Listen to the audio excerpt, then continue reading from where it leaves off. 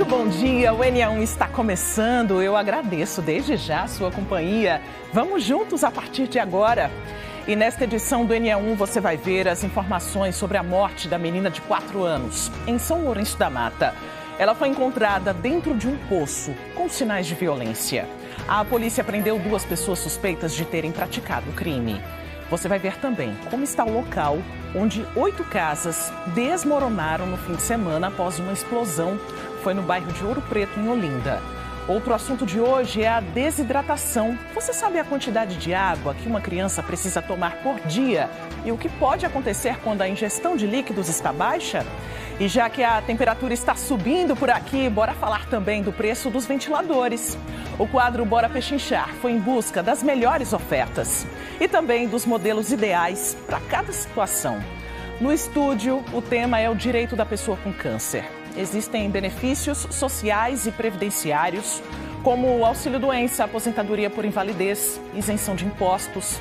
Participe com perguntas pelo nosso canal Globo. O QR Code está aparecendo aqui na nossa tela. E tem outros assuntos até 13h. Agora são 11h49. Uma menina de 4 anos foi encontrada morta ontem à tarde, dentro de um poço, na casa de vizinhos, no bairro do Pichete, em São Lourenço da Mata.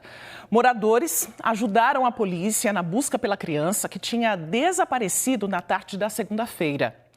De acordo com a polícia, o corpo dela tinha sinais de violência. O crime chocou a comunidade.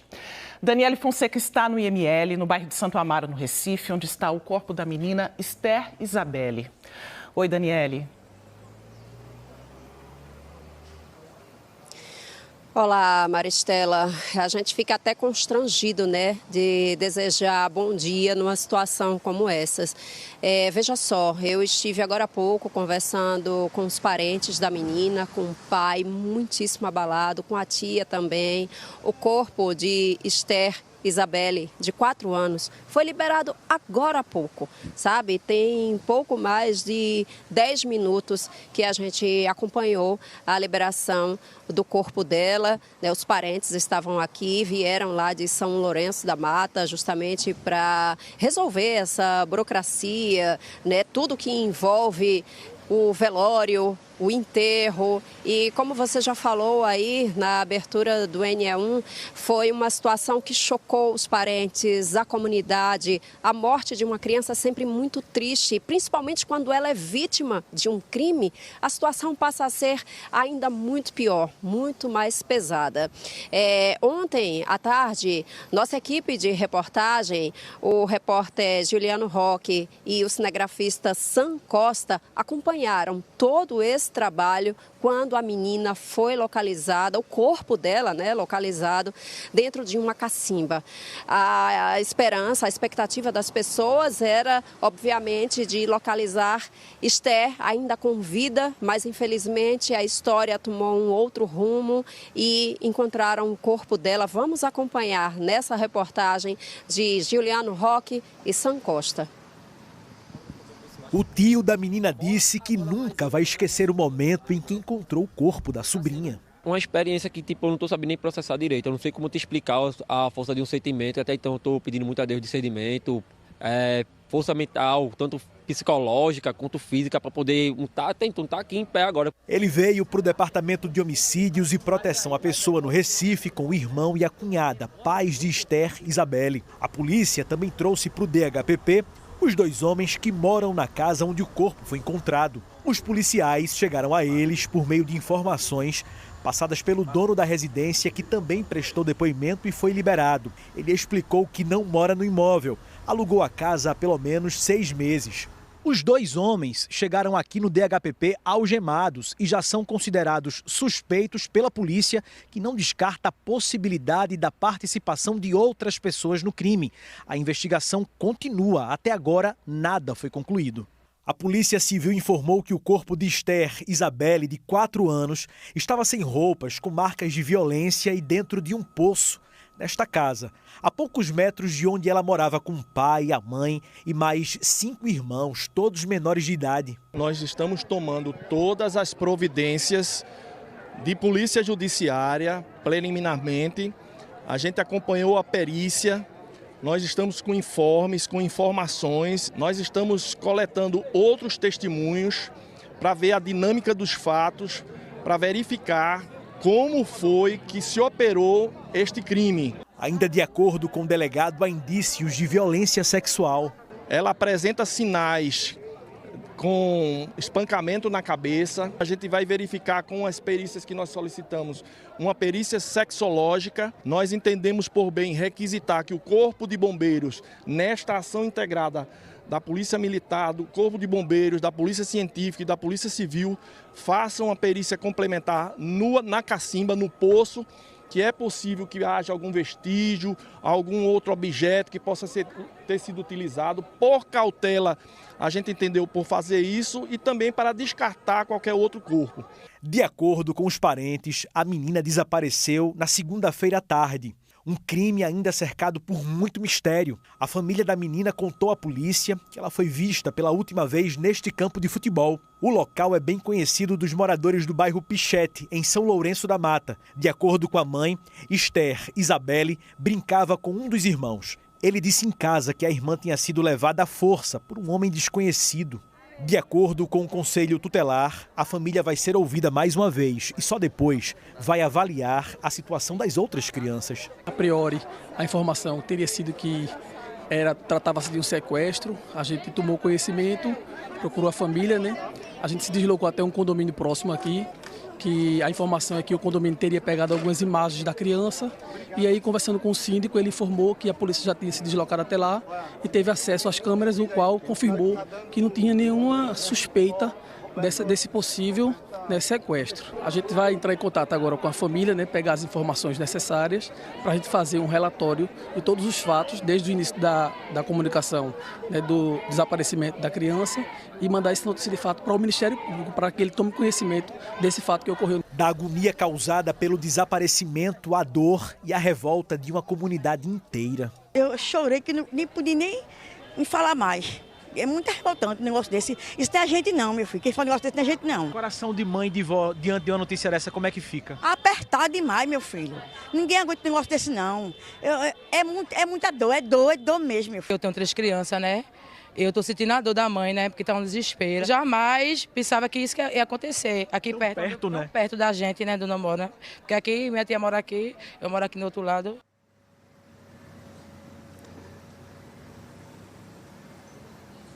Pessoal, não só a comunidade, né, quem convivia lá com a criança se sente muito abalado, né, muito triste com essa história. Qualquer pessoa que toma conhecimento passa pela mesma situação. Olha só, a Polícia Civil enviou uma nota para a gente informando que prendeu em flagrante 2 homens, um de 27 e um de 31 anos. Eles foram presos por suspeita pelo crime de ocultação de cadáver. Mas a Polícia Civil deixou claro que não descarta o envolvimento deles dois em outros crimes que acabaram tirando a vida da menina Esther Isabelle, de 4 anos de idade. Esses homens, quando foram presos, chegaram a ser levados para a delegacia de polícia lá de São Lourenço da Mata, mas acabaram sendo transferidos para o DHPP, Departamento de Homicídios e Proteção à Pessoa. Hoje, pela manhã, nosso cinegrafista Elvis Lopes esteve lá no DHPP, no bairro do Cordeiro, e registrou o momento em que eles saíram do departamento, os dois algemados e colocados dentro de uma viatura.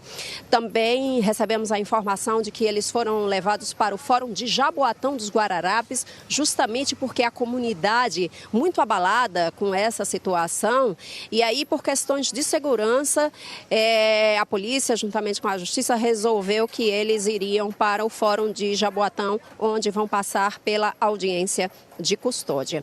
Hoje aqui no IML, eu estive pela manhã e continuamos aqui, eu e o cinegrafista Bruno Lafayette, nós registramos o momento da chegada dos parentes. O pai esteve aqui com a tia, justamente para dar andamento, né, toda essa burocracia que envolve uma situação como essa, e nós conversamos com eles dois, eles gravaram uma entrevista, tanto a tia quanto o pai de Esther.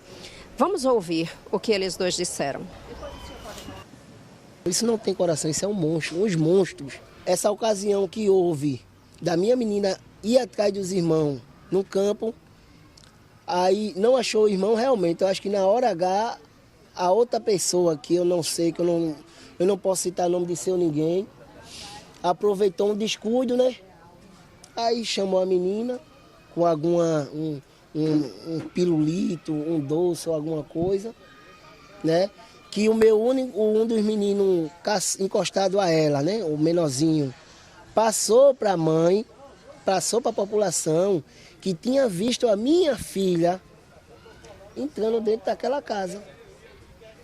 E tinha falado que tinha um homem que tinha pegado minha filha, chamado minha filha, botado naquela casa e tinha repassado para ele: olhe, Esther não é tua mais não, Esther agora é minha, eu vou matar Esther. Seu Hinaldo, quais as lembranças que sua filha lhe deixa? Muita felicidade, né? Não me aperreava. A única aperreação que eu tenho da minha menina é porque minha menina, ela sofria de problema de respiração. E parece que antes de acontecer isso, ela estava se despedindo dos tios, estava despedindo da avó, que fez vídeo. O Fernando eu vi assim por vista, lá no campo mesmo, mas o outro eu não tinha visto não. Eu não desejo isso para ninguém, né? Porque é uma criança amorosa, arinhosa, esperta, e aconteceu essa fatalidade. É muito doloroso mesmo. Seja feita a justiça, né? Porque do jeito que ele fez com minha sobrinha, pode fazer com outras crianças. E lá tem muita criança. São depoimentos tão fortes, né, tão pesados de uma família aí que foi vítima de uma situação dessa tão dura, tão triste como a criança. Como eu disse no início da minha participação, o corpo foi liberado agora há pouco, às 11h25 da manhã, e aí segue lá para São Lourenço da Mata. A família informou que o enterro vai ser por lá mesmo e nós estamos ainda aí na expectativa de informação sobre o horário de velório e sepultamento. A gente volta contigo aí no estúdio. Maristela. Os depoimentos são de cortar o coração, né, Daniele? Mais uma vez a gente se solidariza, né? Registra aqui os nossos sentimentos para essa família, né? É uma dor coletiva neste momento que não só invadiu aquela comunidade, mas que invade os nossos corações também. O depoimento da mãe, dos parentes, dos amigos. É tudo muito triste. Uma criança de apenas 4 anos de idade. Te agradeço muito pelas atualizações e claro que a gente vai continuar acompanhando as investigações. Bora para cá comigo? A gente vai agora para Ouro Preto, em Olinda, com o Globocop. Essas imagens aí são da rua Doutor Bernardino Sena Dias, onde 8 casas conjugadas desabaram na manhã do último domingo. Após uma explosão, a gente já consegue observar um cenário um pouco diferente, né? Esse local que já foi cercado está com bem menos entulhos. Nós acompanhamos ontem o trabalho da Defesa Civil, das pessoas que tentaram aí retirar alguns pertences, retirar alguns eletrodomésticos. O que sobrou, né, depois da tragédia, famílias que estão tentando recomeçar a vida, ainda assim com muitas dificuldades. Foi uma perda muito grande, emocional, para algumas famílias, perda também, infelizmente, de parentes, de pessoas, de amigos. Os vizinhos todos muito consternados, todo mundo ajudando como pode, se solidarizando. E a gente mostra esse cenário aí desde o último domingo. As nossas equipes estão trazendo para você as informações direto de Ouro Preto, em Olinda. A gente lembra que 10 pessoas ficaram feridas, 2 morreram aí nesse local. Um homem de 40 anos, uma idosa de 69, o marido dela, José de Lima, de 67 anos, permanece internado em estado grave no Hospital da Restauração. Ele teve 85% do corpo queimado. A perícia, que deve apontar a causa do acidente, deve ficar pronta em até 30 dias.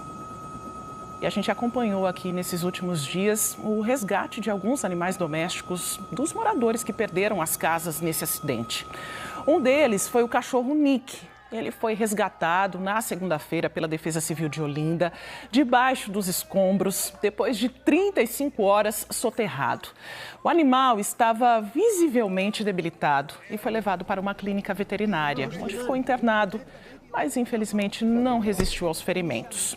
Nick morreu na manhã de hoje. Bora dar uma respirada agora, 12h03. Vamos com informações do trânsito. Na nossa tela, a gente já tem aí a BR-101 em Paulista, pertinho ali do Hospital Miguel Arraes. No lado direito a gente observa a movimentação dos motoristas que estão sentido Abreu e Lima, Igaraçu, no lado esquerdo sentido Olinda e Recife, sem complicações para o motorista que está passando aí na região. Será que é o teu caminho, a Avenida Boa Viagem? Então a gente já mostra para você ali no bairro do Pina. Neste trecho os motoristas vão no sentido Brasília Teimosa, Largo do Cabanga. A gente observa que ainda tem obra aí na região, né? Motivo de atenção para todo mundo que está passando aí pela zona sul do Recife. Agora a gente volta para a BR-101, mas de um outro ponto para te mostrar o trânsito. Ali no bairro da Cidade Universitária, em frente ao Hospital das Clínicas. No lado direito você acompanha a movimentação de quem está sentido Várzea e Curado. No lado esquerdo, sentido Avenida Caxangá e Macaxeira. Quem está aí desse lado esquerdo, né, do nosso vídeo, está enfrentando aí a lentidão no trânsito, um engarrafamento maior. Agora 12h04, a gente está se aproximando aí da hora do almoço. Muita gente circulando pelas principais avenidas e rodovias também que cortam aqui o nosso estado. E você sabe que o NE1 é feito com a sua participação, por isso o QR Code está na tela. E para você que ainda não se cadastrou, é bem rapidinho e de graça. Aí você já pode enviar fotos, vídeos e sugestões. Faz como Gorete. Ela escreveu para a gente. Tem a mensagem da Gorete para a gente dar uma olhada? Sim, temos aqui na nossa tela a Gorete Anjos. Disse o seguinte: gostaria que falassem sobre a carteira que reúne toda a documentação para o acesso a direitos, principalmente dos idosos, pelo cadastro único. Gorete, agradeço demais a sua participação, tá? A mensagem que você enviou pelo nosso canal Globo. Bora então falar com Lília Oliveira. Ela tem essa informação para a gente. Oi, Lília, bom dia. Boa tarde já, passamos do meio-dia, 12h05 agora. Oi, Maristela, boa tarde para você e para todo mundo que está assistindo. Para essa conversa, nós convidamos Elisa Alcântara, que é gerente de proteção social básica da Prefeitura do Recife. Então, vamos começar explicando o que é o CAD único, como fazer esse cadastro, mantê-lo atualizado e depois a gente passa para os direitos do idoso. Bom dia, boa tarde, Elisa. O que é o CAD único? Boa tarde, Lilian. O Cadastro Único, ele é um sistema que dá acesso aos nossos usuários e usuárias da assistência social para programas, serviços e benefícios da política de assistência social. Né? E é através dele que a pessoa idosa tem acesso a essa carteira também. A carteira da pessoa idosa, né? Então, através dele, o usuário, nosso usuário, pessoa idosa, tem acesso a qualquer tipo de benefício, né, que a assistência social pode prover. Então, a carteira da pessoa idosa, por exemplo, ele estando com benefício com o cadastro único atualizado, ele tem ir a qualquer CRAS que ele pode estar requisitando essa carteira, ou mesmo pelo GovBR, né, através do aplicativo GovBR. Mas como a pessoa idosa tem uma certa dificuldade de acesso, né, então todo CRAS que ele chegar ou ela chegar, ele pode ser atendido e requisitar a carteirinha. E essa carteira serve para quê? Para passagens interestaduais. Qual é a diferença, né, dessa carteira? Tem relação do CAD único e do benefício de prestação continuada? Não. A carteira do idoso é para ele ter acesso às passagens, né, interestaduais. O benefício de prestação continuada, né, a chamada popularmente como aposentadoria LOAS, né, é um benefício que o idoso tem por estar numa situação de vulnerabilidade, um perfil de renda socioeconômico, que ele vai ter acesso a esse benefício, né? E aí, para requisitar, ele precisa ir a algum CRAS, né? Tem uma vinculação total com o INSS também, né? Claro, para extrair o laudo e tal, mas ele pode, estando com o cadastro único atualizado, né? Pode sim. O que acontece hoje também é que muitos idosos, em períodos passados, requisitaram, né, tiveram acesso a esse BPC, esse benefício de prestação continuada, e não atualizaram o cadastro ou não tem cadastro. Então, ele precisa ir a algum CRAS, né, se for acompanhado de um familiar, se for unipessoal, ele também já está na nossa lista para que nós possamos realizar as visitas, que estamos trabalhando cotidianamente para isso, para que a gente já visite todos e todos estejam com seu cadastro atualizado, sendo unipessoal. É muito importante essa atualização, né? Porque muitos têm o benefício bloqueado, Depois que ele faz a atualização, após esse bloqueio, ele consegue, por exemplo, o retroativo ou não? Vai contar a partir do momento da atualização? Consegue, só que depende de cada caso é um caso, né? E aí ele tem acesso, sim, ao retroativo, a depender da situação dele, do período que ele fez o cadastro, né, o motivo do bloqueio. Então, depende, né? Nem todos têm, mas em sua maioria, sim. Você falou unipessoal. Unipessoal seria o idoso que mora sozinho? O idoso que mora sozinho e que tem um cadastro único só, né? Então, esse idoso que mora só, para que ele possa ter atualização ou inserção no CAD único, é necessária a visita pela Lei 15077, sancionada em dezembro de 2024. Além da carteira da pessoa idosa, quais são os outros benefícios, né, que o CAD único proporciona? Todos os programas, né, e acesso a todos os programas. O programa Bolsa Família, por exemplo, é um acesso, programas municipais, programas nacionais, né, Vale Gás, dentre outros. Então, a gama de programas que existem, né, de benefícios assistenciais existentes, eles têm acesso a tudo, né, estando dentro, né, do CAD único. Né, então, é importante estar atualizado, né, e procurar um CRAS de referência para que ele possa ter acesso. Atualização sempre no CRAS, então. Não dá para fazer pela internet, tem que ir presencialmente. Presencialmente. Elisa, muito obrigada pelas informações. Elisa Alcântara é gerente de proteção social básica da Prefeitura do Recife. A gente volta ao estúdio. O bom é que tirou a dúvida da Gorete, que participou com a gente pelo nosso canal Globo, de um monte de gente também sobre o CAD único, né, Lília? Entrar com um processo na justiça muitas vezes precisa de um advogado, você sabe. Um serviço que nem todo mundo consegue ter acesso. Por isso, muitas faculdades que têm o curso de direito oferecem núcleos de práticas jurídicas. Um atendimento gratuito à população.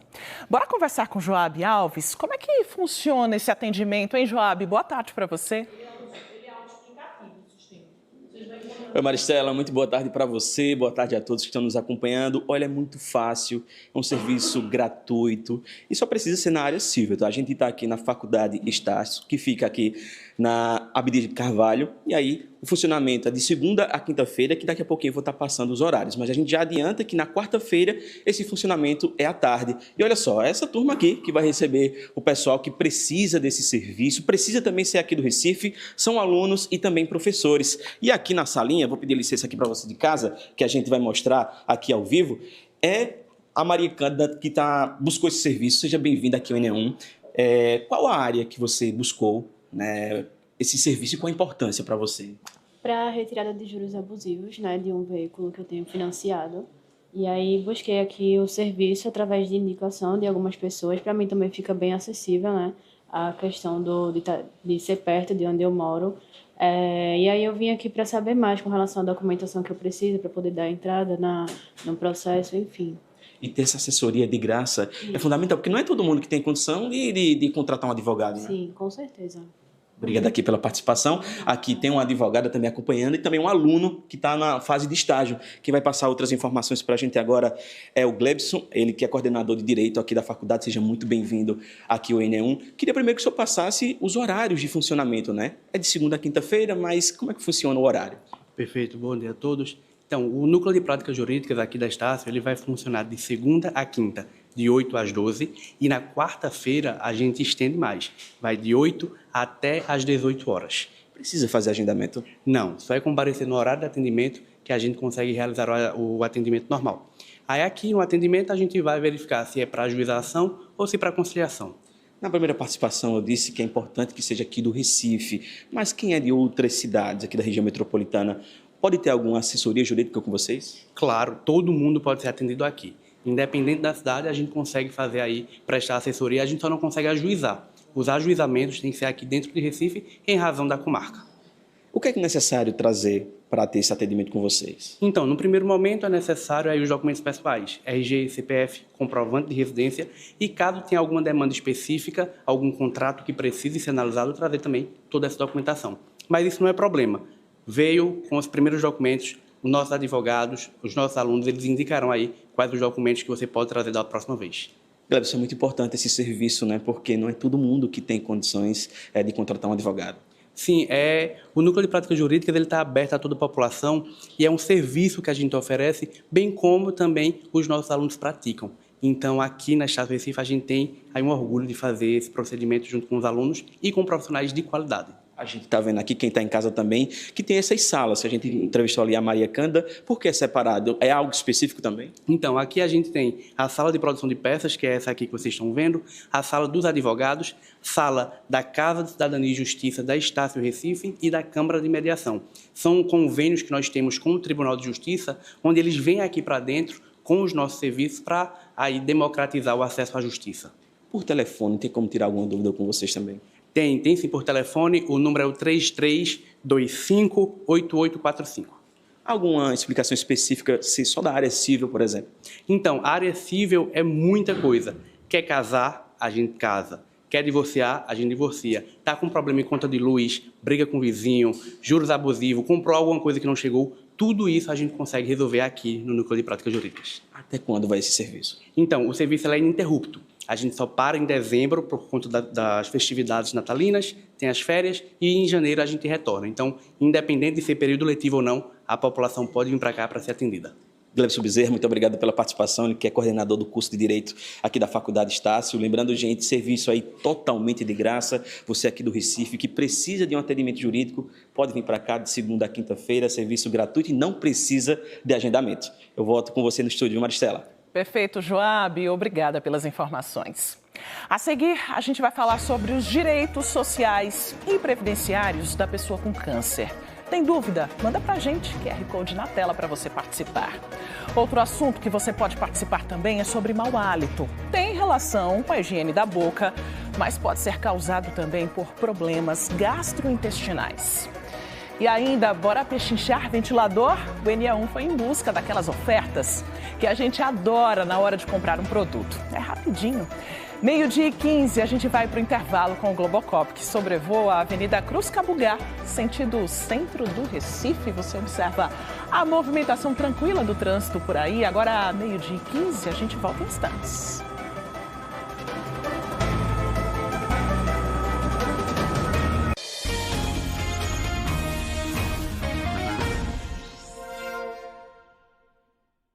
Estamos no Outubro Rosa, o mês de campanha que alerta para a importância da prevenção e do diagnóstico precoce do câncer de mama e do colo do útero, que são os dois tipos mais comuns entre mulheres no Brasil. Aproveito esse gancho para trazer informações para quem está enfrentando o tratamento, independentemente do tipo de câncer. Muitas vezes, esse paciente nem sabe que tem direitos legais e tributários. Nós convidamos a advogada Ana Dolores Samalta para uma conversa. Boa tarde, bem-vinda, Ana. Estela, prazer. Prazer, querida. Pode sentar aqui na nossa sala para a gente bater esse papo com essa família, né, que está enfrentando esse momento tão delicado, tão difícil, que esse paciente precisa de assistência, de autocuidado também. E aí vários direitos estão disponíveis. Que direitos são esses? Exato, Maristela. Existem políticas públicas associadas a isenções tributárias para pacientes que enfrentam câncer. Hoje, esse mês, a gente está comemorando aí essa campanha do Outubro Rosa, uma campanha de conscientização, mas existem diversos outros direitos que são direitos, em verdade, compensatórios, tributários, fiscais, previdenciários e ainda direitos processuais, de acessos processuais e assistenciais para aquelas pessoas que enfrentam essa doença. Agora, Ana, para cada um desses direitos e benefícios, serviços que estão disponíveis, existe um caminho e está aí a dificuldade da maioria das famílias. Vamos pensar primeiro na isenção do imposto de renda? Qual é o caminho para conseguir essa isenção?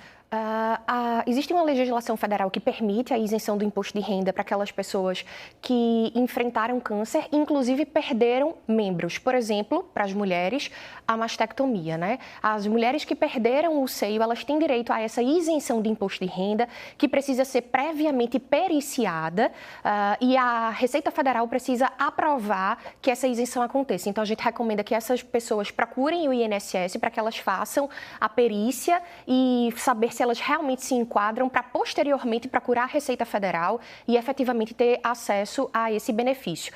É importante, Maristela, deixar claro que aquelas pessoas que podem procurar uma consultoria privada, que o façam, mas quem não tem condições, a gente orienta que procure tanto a Defensoria Pública Federal ou estadual e o próprio Ministério Público, que são as entidades disponíveis a fazer esse assessoramento para as pessoas que são hipossuficientes, são carentes, não podem arcar com isso e é totalmente gratuito. Algumas pessoas passam pelo tratamento e depois, depois de cirurgias e procedimentos, ficam com a mobilidade reduzida. Exato. Na hora de comprar um carro, também tem redução de imposto, isenção? Como é que funciona? Isso. Da mesma forma que a isenção do imposto de renda é possível, a isenção para compras de carro no IPI, que é o Imposto sobre Produto Industrializado, que incide sobre os carros, o IOF e o IPVA, também é possível fazer o requerimento, mas da mesma forma que o imposto de renda é necessário passar por uma perícia. Nesse caso, a gente recomenda que procurem o Detran. Você precisa fazer um cadastro no próprio site do Detran, solicitar essa perícia. Após o atendimento no Detran, essa perícia ela segue para uma segunda parte também dentro da esfera da Receita Federal. Lembrando que essas isenções elas existem, mas não são automáticas. Obrigatoriamente é necessário que a perícia ela ateste a incapacidade física ou ainda a mobilidade reduzida para que as pessoas possam usufruir desse benefício do IPVA no Estado e do IPI-IOF perante a Receita Federal, que é quem representa a União e pode cobrar esses tributos. Tem muita coisa para a gente conversar, estão chegando perguntas, a sua participação pelo nosso canal Globo. A Leila Mello disse o seguinte: estou afastada pelo INSS desde 2021, ela está tratando um câncer coloretal. Tenho direito à estabilidade no emprego quando retornar às atividades? Sim, isso também é uma previsão de garantia trabalhista. Aquelas pessoas que enfrentam o tratamento do câncer, elas têm estabilidade do trabalho e quando retornam por mais 12 meses. É importante frisar que essas políticas, elas de fato são políticas compensatórias e elas visam trazer aí uma certa prevenção e cuidado com aqueles pacientes que já passam por uma situação de saúde que já trata um problema que é complicado. Então, caso a empresa ou o outro empregador ele não cumpra, a gente também recomenda que procurem as autoridades, no caso o Ministério Público do Trabalho ou ainda uma assessoria especializada, que também pode ser dentro da própria Defensoria Pública, que a gente orienta, e esse trabalho vai ser feito de maneira gratuita. A Adriana fez uma pergunta e também um desabafo. A Adriana Maria escreveu para a gente: tive câncer de mama, fiz a retirada da mama, ainda não me sinto segura para voltar a trabalhar, pois sinto dores do lado da retirada da mama. Gostaria de saber se eu tenho algum direito a algum benefício. Ela tem apenas, não só o direito previdenciário de ser assistida pelo próprio INSS em razão do afastamento, como é possível também fazer o saque do FGTS e, caso o salário dela seja incompatível, com a condição financeira, a depender das condições em que ela esteja exposta, em alguns casos é possível também fazer o uso do benefício do LOAS. Além disso, é importante frisar que o que causa o afastamento não é apenas a retirada e o tratamento do câncer, mas se há problemas emocionais acessórios a essa questão específica da doença, a gente recomenda que o tratamento médico seja de maneira ampliada e que as questões psicológicas também serão levadas em consideração e o afastamento também vai ser mantido. Então, é possível para ela uma garantia de direito assistencial, ou seja, benefícios pagos pelo próprio INSS e todo o tratamento, obviamente, pode ser pago pelo SUS. No caso de um tratamento como esse, toda a família é envolvida, né? Tem um peso emocional, um custo financeiro muito grande, nem todo mundo tem plano de saúde, então a assistência fica prejudicada, comprometida muitas vezes. E aí o Tertuliano fez uma pergunta, ele disse o seguinte: o responsável legal pela pessoa com câncer tem algum direito, como isenção de imposto de renda, por exemplo? Depende do caso. A isenção do imposto de renda, ela é específica para a pessoa que é atingida por aquela situação. Contudo, aquelas pessoas que pagam pensões alimentícias, a essas pessoas que fazem esses tratamentos, inclusive as próprias mulheres, quem recebem as pensões, elas também têm direito à isenção do imposto de renda relacionado ao recebimento tanto da aposentadoria quanto da pensão. Tem gente querendo saber também de IPVA. O IPVA também é possível a isenção, desde que exista uma lei no Estado em que você possui o seu carro registrado e essa lei permita a isenção e, mais uma vez, é necessário fazer o laudo pericial pelo Detran e, posteriormente, procurar a Secretaria Fazendária do seu Estado para conseguir a isenção. Ana, quero agradecer demais a sua participação. Nosso Canal Globo está bombando de perguntas, muitas perguntas que chegaram aqui para a gente. Certamente vamos retomar ainda este assunto, mas muito obrigada por ter vindo até aqui e responder as perguntas para a gente. Muito obrigada, Ana. Maristela. Até a próxima, uma ótima tarde. Vamos seguir com outros assuntos, falar sobre saúde. O mau hálito é um problema muito comum que quase sempre está relacionado a questões de saúde bucal. A prevenção e o tratamento fazem a diferença diante desse problema que pode causar muitas situações de constrangimento. Natália Dielu está com uma dentista que vai dar orientações, esclarecer algumas dúvidas sobre esse assunto, né, Natália? Boa tarde para você. Boa tarde, Maristela. Boa tarde a todos. O primeiro passo numa situação como essa de mau hálito é procurar o dentista, né? O dentista que vai identificar quais são as causas, se as causas são a partir da boca mesmo, né? A gente está aqui com a doutora Caroline Farias. Doutora, que situações, né, na boca podem causar um mau hálito? Boa tarde para a senhora. Boa tarde, Natália. Veja só, a nossa boca ela é colonizada por inúmeras bactérias, tá? E ao passo que isso sai de desequilíbrio, né, e eu tenho um acúmulo de resíduos na boca, eu vou fazer com que essas bactérias se proliferem, né? E esse acúmulo de resíduos, eles podem ficar aderidos a inúmeras superfícies que a gente tem. A gente tem dente, gengiva, né, a mucosa de maneira geral e a língua.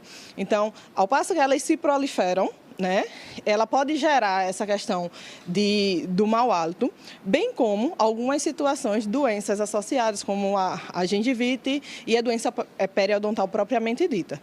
A doença periodontal é o que na gengiva? É uma doença que ela pode acometer estruturas de suporte do dente, sendo ela gengiva, osso alveolar e ligamento periodontal, que são estruturas que fazem parte do sistema estomatognático que a boca está inserida. E isso, assim, na prática, esses problemas podem vir por uma falta de higiene bucal adequada? Isso. A higienização é um fator fundamental para a gente ter o controle, né, e sanar essa questão do mau hálito se ele for de origem bucal. Tá? Então, uma higienização eficiente. Às vezes o paciente diz, eu escovo os dentes 2, 3 vezes ao dia. Se essa higienização ela não for eficiente, ele também não está conseguindo dar conta do problema. Na maioria dos casos, a origem é bucal, né? Existem outras causas que a gente vai conversar também com uma médica sobre isso. Algumas pessoas mandaram a pergunta, eu vou dividir a outra parte das perguntas, eu vou fazer para a médica. Mas, doutora, Terezinha perguntou sobre mau hálito. É normal em uma criança de 5 anos? Uma criança pode ter mau hálito? Pode ter mau hálito. Em qualquer idade. Por quê? Se não há higienização adequada, né, então está acumulando resíduos e posteriormente bactérias. Então, pode sim ter a proliferação delas e o mau hálito ser uma consequência disso. E é luta para botar menino para escovar os dentes, né? Mostra então um pouquinho, doutora, qual é a forma correta de escovar os dentes para ter uma escovação efetiva? Vamos lá. Primeira coisa que é fundamental é o uso do fio dental, tá? E que a escovação ela não precisa de força, ela precisa da técnica adequada. Então, na superfície, vocês vão fazer um movimento de vai e vem, tá? Que é uma superfície que a gente chama oclusal, que é em cima do dente. Quando você vai naquela parte da frente do dente, na vestibular, a criança ou até mesmo o adulto pode fechar a boca em frente ao espelho e fazer movimentos circulares, tá? E de boca aberta novamente, na parte interna, que também precisa ser limpa, você faz um movimento de varredura. E não menos importante, a língua ela precisa ser higienizada. Então, na verdade, é a parte fundamental para evitar essa questão do mau hálito. Doutora, e sempre a pessoa sabe que está com mau hálito? Tem gente que não percebe, né? Nem sempre a pessoa percebe que tem um mau hálito. Então, eu entendo que é uma situação delicada que às vezes precisa ser apontada por uma outra pessoa de fora. E quando isso acontecer, não fique chateado. Então, é um indicativo de que você precisa estar atento e cuidar da sua saúde. Então, a visita periódica ao dentista evita que isso seja apontado, talvez, por uma outra pessoa de fora, tá? A senhora respondeu agora a pergunta de Luiz, porque ele perguntou isso para a gente. Então, daqui a pouco, Maristela, a gente vai conversar com a médica, uma gastro, que vai tirar as outras dúvidas quando a origem desse mau hálito não é na boca, né? De onde pode vir, do refluxo. A gente vai, então, responder essas perguntas, porque já chegaram algumas perguntas sobre esse assunto. A gente volta com você. Para evitar qualquer tipo de constrangimento e principalmente cuidar da saúde, né, Natália? Daqui a pouco você volta, então, com outras informações para a gente. Vamos voltar a falar com Daniele Fonseca, que está no Instituto de Medicina Legal, no bairro de Santo Amaro. Ela acompanhou pela manhã a liberação do corpo da menina Esther Isabelle, de apenas 4 anos, que foi encontrada morta ontem à tarde, dentro de um poço de uma casa vizinha no bairro onde morava, em São Lourenço da Mata. Daniele. É tão pesado, né, Maristela? Falar sobre isso tudo, um caso que está tendo muita repercussão. Você falou aí sobre a liberação do corpo de Esther Isabelle, de 4 anos. Nós estávamos aqui, eu e o cinegrafista Bruno Lafayette, justamente nesse momento em que o corpo saiu aqui do Instituto de Medicina Legal, na área central do Recife, dentro de um carro funerário, e seguiu lá para São Lourenço da Mata, onde mora a família, onde tudo aconteceu. Eu acabei de falar com a tia de Esther Isabelle, perguntando sobre as informações referentes ao velório, ao enterro. Ela disse que tudo vai acontecer lá mesmo na cidade. Agora, às 12h30, né? A gente passa um pouquinho desse horário. Deve ter começado o velório e às 4h da tarde vai acontecer o enterro de Esther Isabelle, de 4 anos de idade. Nós conversamos mais cedo aqui com esses parentes que vieram tratar de toda a burocracia, né, que envolve quando o corpo vem para o IML. Foi o caso da menina, vítima de um crime. Ela estava desaparecida desde a última segunda-feira, né, na comunidade onde morava, lá no bairro Pichete, em São Lourenço da Mata. Acabou sendo encontrada ontem dentro de uma cacimba, numa casa que não era que ela morava, né? Não era a residência onde ela vivia com os pais.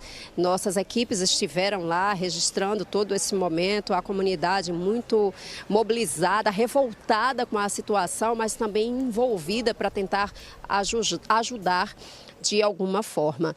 A Polícia Civil informou que 2 homens foram presos em flagrante. Eles estão sendo investigados pelo crime de ocultação de cadáver, porque o corpo foi encontrado, né? Estava escondido dentro dessa cacimba, mas a polícia também não descarta o envolvimento deles em outros crimes que acabaram tirando a vida da menina. Agora há pouco a gente recebeu informação do Tribunal de Justiça de Pernambuco. Eles informaram que esses 2 homens, um de 27 e outro de 31 anos, seguem aguardando o início da audiência de custódia, que vai acontecer lá no Fórum de Jaboatão dos Guararapes. Foi uma decisão para que isso acontecesse lá em Jaboatão, na região metropolitana do Recife. As nossas equipes de reportagem seguem acompanhando toda essa repercussão. A gente volta contigo aí no estúdio do NE1. Maristela. Obrigada pelas atualizações, Daniele. A gente segue agora falando também de violência, ainda em São Lourenço da Mata. A Polícia Civil de Pernambuco fez na manhã de hoje uma operação para cumprir 4 mandados de prisão de pessoas com envolvimento na morte de Ramilson de Santana Alves e Bruna Lohane Mesquita dos Santos. Os 2 foram assassinados a pauladas no mês passado em São Lourenço. Temos imagens da chegada de alguns suspeitos à delegacia de Camaragibe. De acordo com a polícia, 4 pessoas participaram do duplo homicídio, sendo 3 agentes públicos que trabalham como fiscais de controle urbano da Prefeitura de São Lourenço da Mata. Os assassinos filmaram a sequência de torturas e publicaram nas redes sociais. Recebemos a informação de que a mulher presa hoje foi encaminhada para a Colônia Penal Feminina Bom Pastor, aqui no Recife, e os 2 homens para o Cotel, em Abreu e Lima. Todos aguardam a audiência de custódia. Um outro suspeito do crime já havia sido preso e está no cotel. Nós entramos em contato com a Prefeitura de São Lourenço da Mata, que diz que manifesta profunda consternação diante de mais um crime bárbaro ocorrido na cidade.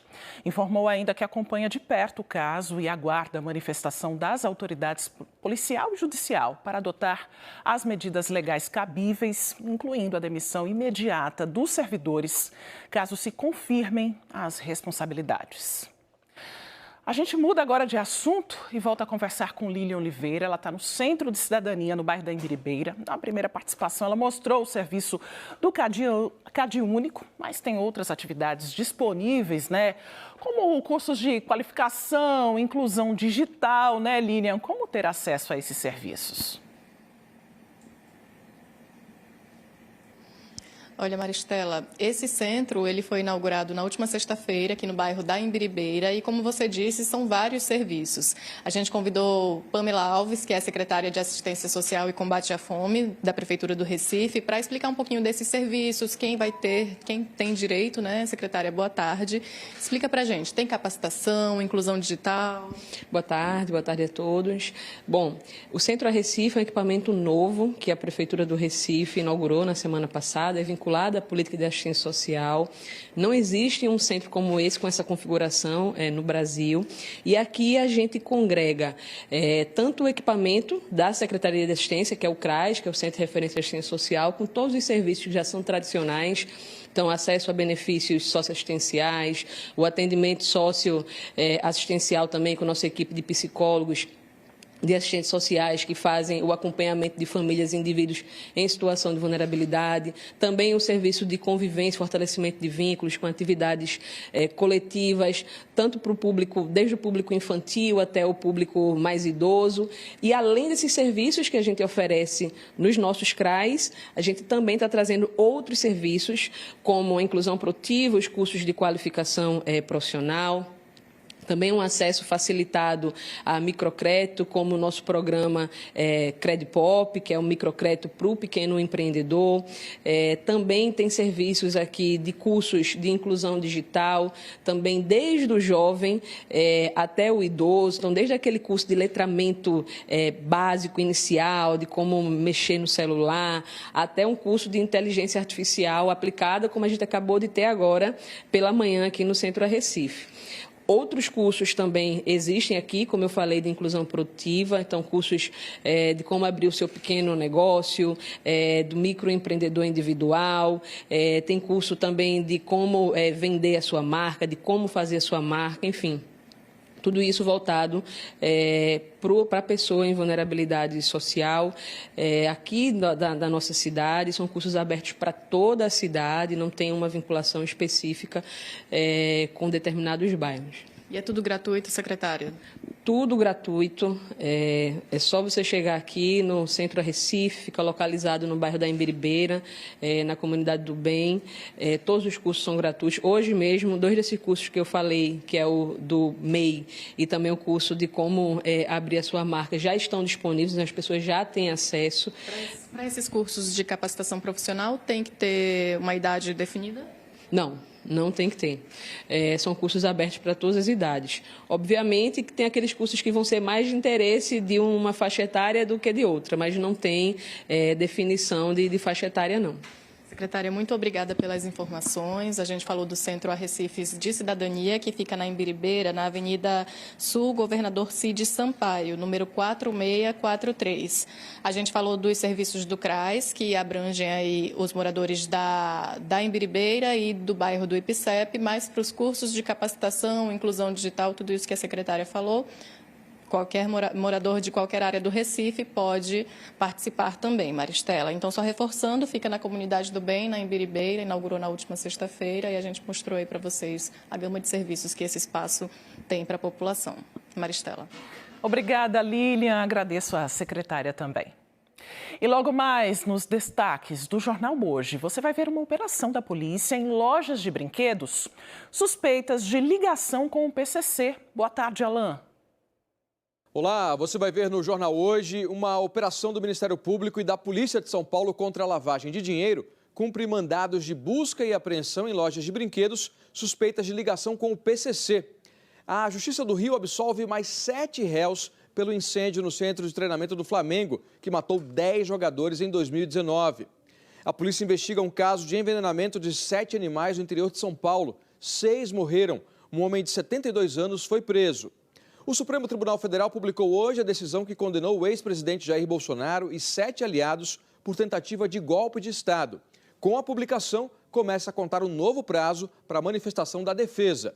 Um dos estudos mais importantes sobre o clima revela que 10 anos depois do Acordo de Paris, o mundo avança mais devagar do que o necessário para conter os efeitos das mudanças climáticas.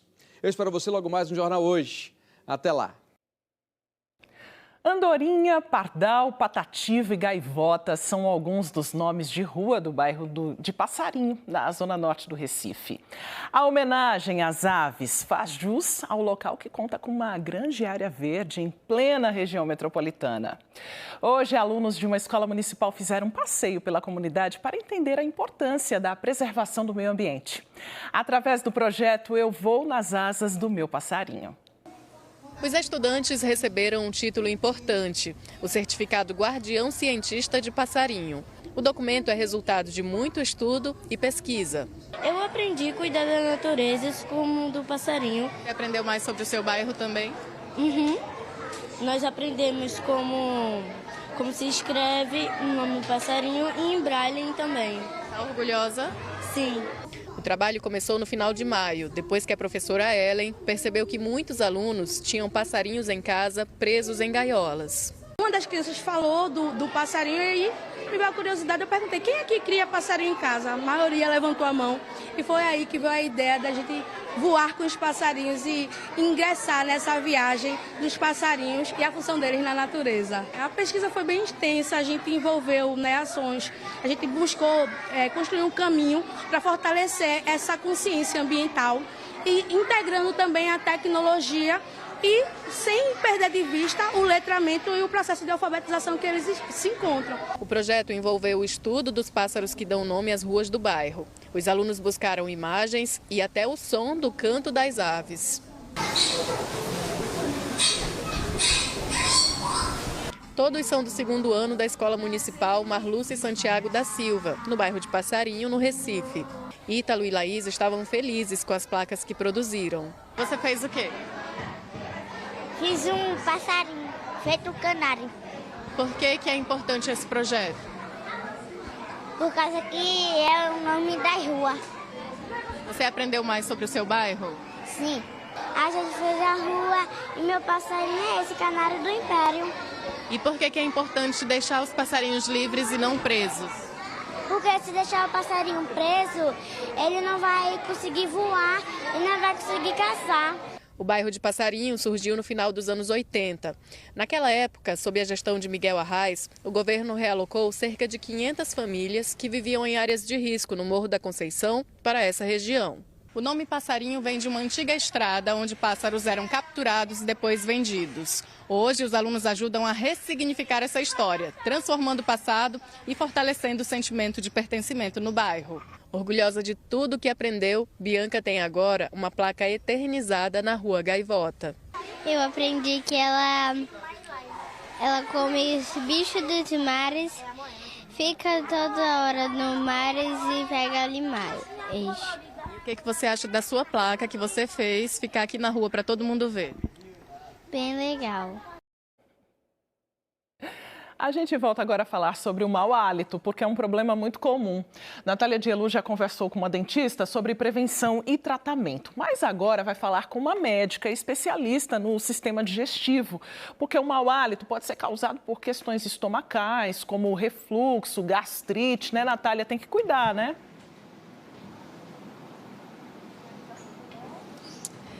Maristela, agora a gente vai conversar com a doutora Adenilza Paiva. Ela é gastroenterologista, médica gastro, né, que a gente fala mais assim. E a gente já vai começar conversando com ela com as perguntas, né, que as pessoas mandaram. Porque Marilândia perguntou, refluxo causa mau hálito? Eu já aproveito para perguntar para a senhora que doenças podem trazer o mau hálito. Boa tarde. Boa tarde, Natália. Boa tarde a todos. Então, respondendo à pergunta da telespectadora, sim, o refluxo pode causar a halitose, o mau hálito, como nós chamamos, e não apenas o refluxo, mas também a presença da hérnia de hiato, alterações na mucosa e na flora intestinal, que nós chamamos de disbiose, e várias outras doenças. Na questão do refluxo gastroesofágico, propriamente dita, é uma das causas mais comuns, apesar de que, como a doutora Carol falou anteriormente, as causas mais frequentes são realmente da cavidade oral, relacionadas à cavidade oral, mas a questão do refluxo entra em 1 a 3% das causas da halitose.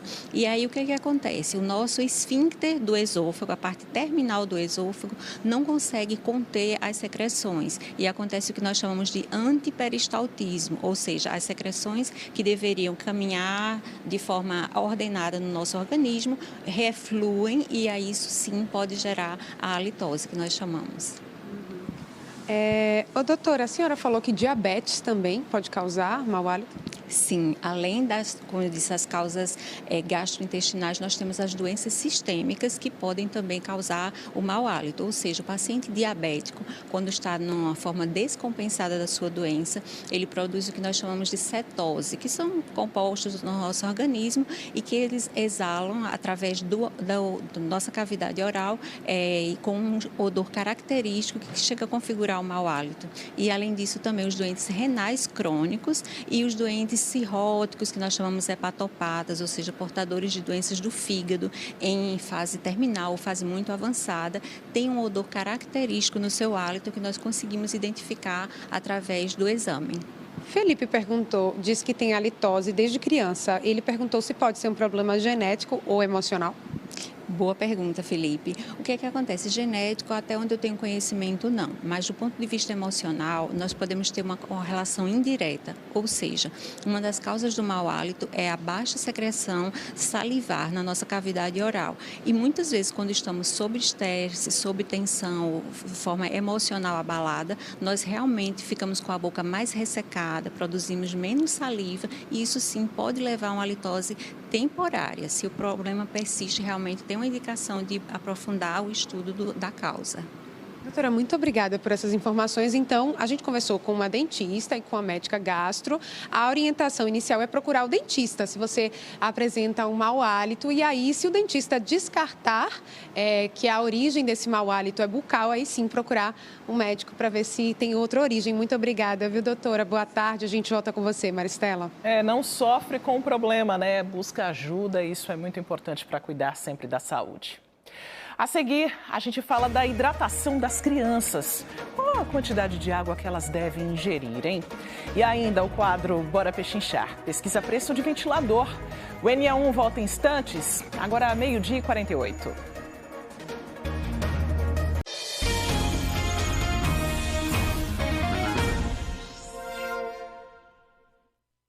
Meio-dia e 51, o NA1 está de volta e com a ajuda do nosso Globocop, que está sobrevoando a Avenida Beira-Mar, em Bairro Novo, Olinda. A gente fala da previsão do tempo e dessa imagem que parece até um convite para a gente nesse começo de tarde, né?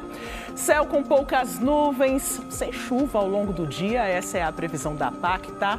Neste momento faz 31 graus. E com a temperatura subindo, reforçar a ingestão de líquidos é importante. Beber uma boa quantidade de água é fundamental para garantir a saúde. Mas manter essa rotina é um desafio, não só para adultos, mas também para as crianças. É preciso ficar atento para evitar a desidratação infantil. As dores começaram de repente, fortes, insistentes. Gabriel, de 11 anos, não sabia o que era, até descobrir 5 pedras nos rins. Eu fiquei internado por 5 dias e agora eu tô bebendo muita água. Pedra nos rins dói muito? Muito. Quando dá crise, fica ardendo.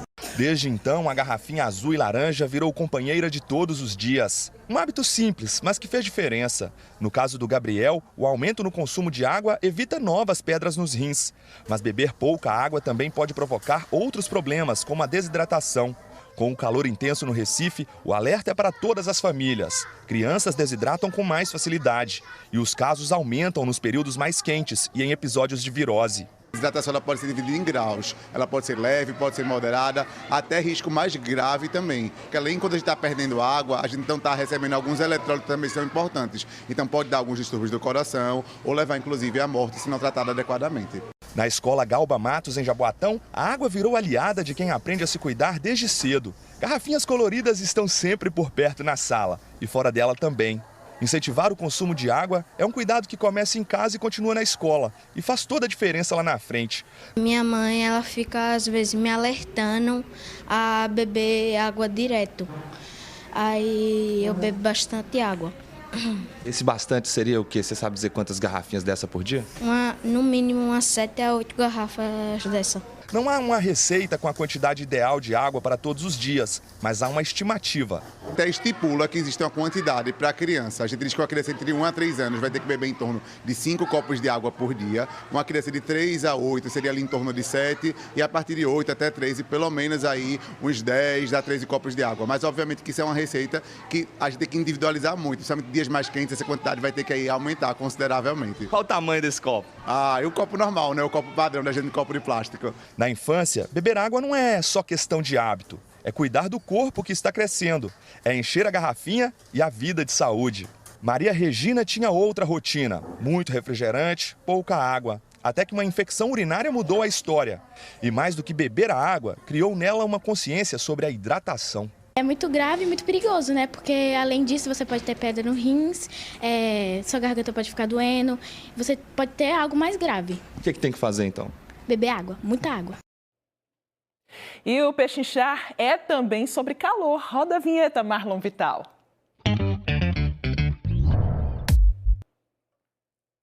Já sabe, né? É hora de buscar produto bom e preço baixo. Ivan Duarte foi em busca do melhor preço de ventilador e a gente confere agora. Ele pode estar até na mesa para aliviar o calor. É um aliado que usa o vento como refresco. Durante o dia todos. E à noite também. Para dormir ajuda? Ajuda demais, bom todos. E a velocidade? Até o 3. Nesta loja, no bairro de São José, estão disponíveis os modelos de mesa e de coluna. O mais barato custa R$ 129,90 à vista. Ele tem 40 centímetros e 6 pás. O preço sobe de acordo com as marcas do produto. E tem esse outro modelo também, com 2 hélices a mais e que custa R$ 197,90. E segue com este outro de R$ 219,90, todos eles de mesa. Brena é líder comercial da loja e responde a pergunta que todo pechincheiro gosta de fazer. Tem desconto? Além das ofertas especiais do nosso Blackout, a gente também tem a oferta dos donos do cupom. A partir de R$ 100, alguns produtos estão garantidos 10% de desconto. Tem promoção também para quem vem do site, diretamente do site? Sim. Compras retiradas aqui na loja, feita do site, o cliente consegue até 5% de desconto. Para quem procura um ventilador mais alto, a opção é o de coluna. Esse de 40 centímetros com 9 pás custa R$ 479,90. Em todos os casos, o cliente tem a opção de parcelamento em até 10 vezes. Além dos modelos já citados, outras possibilidades são o de teto, para espaços mais amplos, e o de parede, como este. Nesta loja, também na área central, encontramos dele por R$ 199,00. Às vezes você não tem um móvelzinho para colocar em casa, ou você prefere que deixe mais alto para evitar de criança também estar movendo. Então tem a opção de você pôr um parafuso ali, chumbar e colocar ele suspenso. Ou caso futuramente queira retirar e colocar também na mesa, pode ser usado dessa forma. Aqui também há opções como o de mesa, 7 pás por R$ 329,90, com a possibilidade de dividir em até 12 vezes. E o de coluna, R$ 339,90 à vista. Tem 40 centímetros e 6 hélices. Pessoal que paga no Pix ou à vista, a gente tem sim um jeitinho de dar um desconto. Seja até 5%, 10%, pode vir à loja que a gente consegue. Na casa em que a Karina mora com a mãe, o vento tem que circular. E quando ele não vem naturalmente, tem um batalhão preparado para não deixar o calor tomar conta. Tem 5 ventilador. 2 no quarto comigo e minha mãe e 1 no quarto do meu irmão. E os outros 2? Os outros 2 na cozinha, para minha mãe, que está ali fazendo o pagamentinho dela do ventilador. Talvez que ela vai comprar essa semana de novo para levar para o interior. E é só ventilador. E com essas imagens belíssimas da Orla do Janga, eu me despeço de você hoje, mas olha, o NA1 volta amanhã e você, claro, pode rever. e compartilhar as reportagens a qualquer hora no Globoplay. Agradeço demais a sua companhia e participação hoje. Uma ótima tarde para você. Fique agora com o Globo Esporte.